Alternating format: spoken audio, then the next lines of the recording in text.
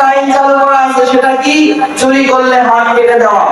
এই জন্য আপনি মক্কা মদিনায় যদি কোনোদিন যান, অনেকেই গিয়েছেন, মক্কা মদিনায় যাওয়ার পরে দেখবেন অনেক স্বর্ণের দোকান খুলে খুলে তারা নামাজ পড়তে চলে যায়, অনেক দোকান পাশা তারা খুলে রেখে তারা নামাজে যায়, বিভিন্ন কাজে চলে যায়, তাদের সেখান থেকে একটা সম্পদ চুরি হয় না। কিন্তু আমাদের বাংলাদেশে আপনি যদি একটা আন্ডার প্যানও রেখে দেন, সেটাও মনে হয় চুরি হয়ে যাবে। এটাই হচ্ছে আমাদের বাংলাদেশ। এই বাংলাদেশের কোনো দাম কোনো দেশেই নাই। তাহলে এই বাংলাদেশের সুনাম, এই বাংলাদেশের সবকিছু নষ্ট করলাম আমরা নিজেরাই। এই জন্য বাংলাদেশের সম্মান আনতে হলে আমাদেরকে বাংলাদেশে একটা কিতাব মানতে হবে। সেই কিতাবের নাম কি?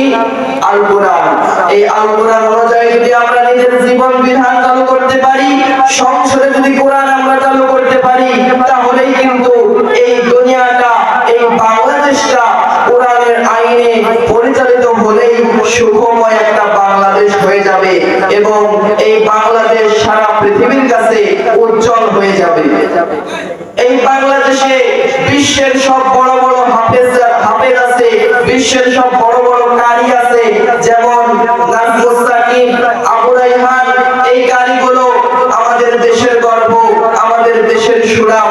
কিন্তু এত গর্ব থাকার পরেও, এত সুনাম থাকার পরেও আমাদের দেশেই কিন্তু কোরআনের আইন চালু নাই।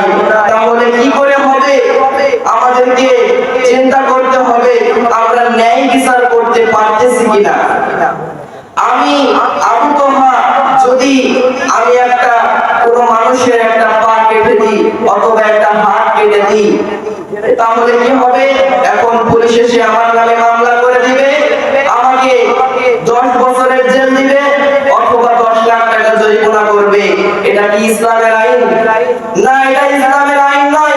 ইসলামের আইন হচ্ছে এটাই, যদি কেউ আমার হাত কেটে দেয় আমিও তোমার হাত কেটে দিব, যদি কেউ আমার পা কেটে দেয় আমিও তোমার পা কেটে দিব। এটাই হচ্ছে ইসলামের আইন।